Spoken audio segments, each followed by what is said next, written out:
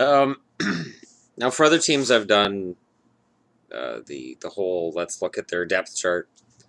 For Montreal, I don't need to. For Montreal, it comes down to one guy, Carey Price.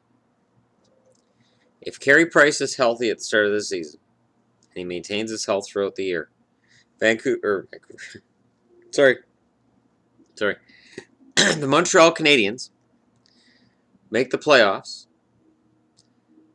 probably get home ice advantage in the first round at least, and they're a threat.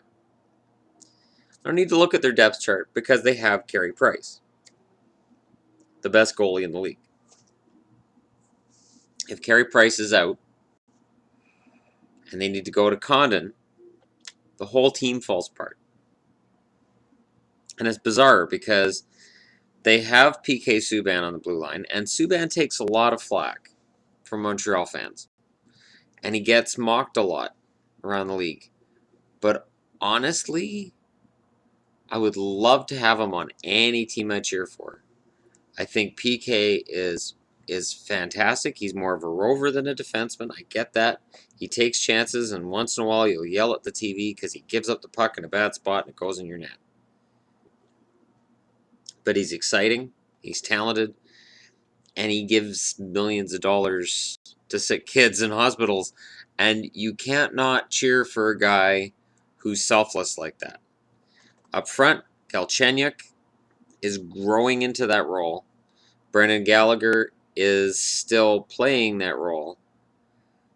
And there's a lot of other, okay, I'm going to look at, I think I'm on Cap Friendly. Yeah, capfriendly.com. And Desjardins is terrible. Pacioretty is serviceable. I'm not a Pacioretty fan. I know he can score 30 goals a year, but I'm not a fan. Plekanec is up there. They'll probably keep him around. Eller, sometimes he's overrated, sometimes he's underrated. Once he scores a goal, it seems like he's overrated, and when he's not scoring, he's underrated for what he's doing that's not scoring. Paul Byron proved to be sort of a steal last year. Torrey Mitchell, Brian Flynn, Stefan Matteau. There's nothing in their free agency that's worth worrying about.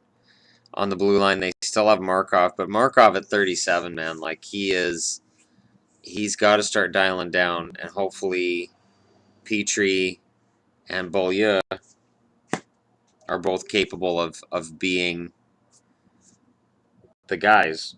Beaulieu has looked good in games I've seen. I haven't seen that many games of theirs though. Gilbert's a free agent. He's likely gone. Bartley's UFA. They picked him up from Nashville. I'm surprised they haven't re-signed him after they wanted him. Emelin, $4.1 million for Emelin, but he's good for what he does. He has no trade clause either as well, so modified no trade.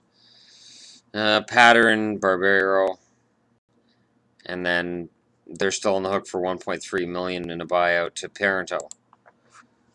So there you go. Montreal, if Price plays, they win. If Price doesn't play, they don't. And I wish I could say there was some magical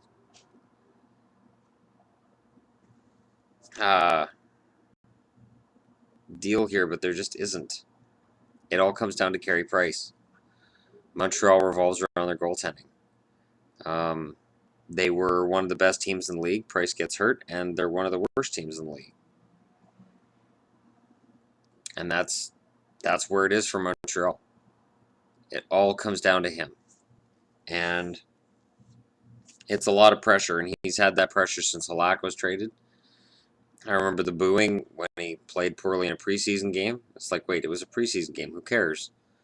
And Montreal is tough. Montreal's a tough city to play for, and it's not an easy organization to be in, but he seems to thrive with that kind of pressure, and he seems to be happy.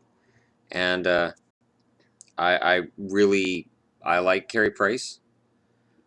I'm not a Montreal fan, as is known by anybody who has watched my videos, but they have a good young team.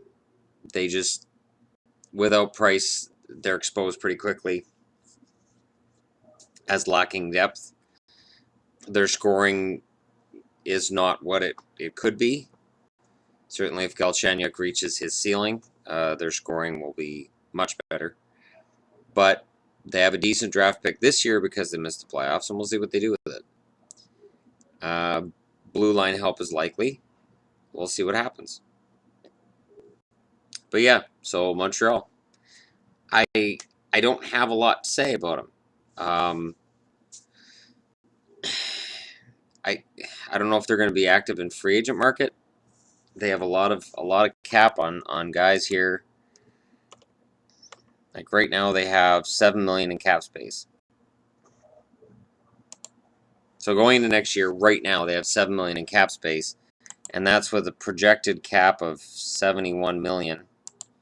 So it might be $5 million if that cap goes down to 69.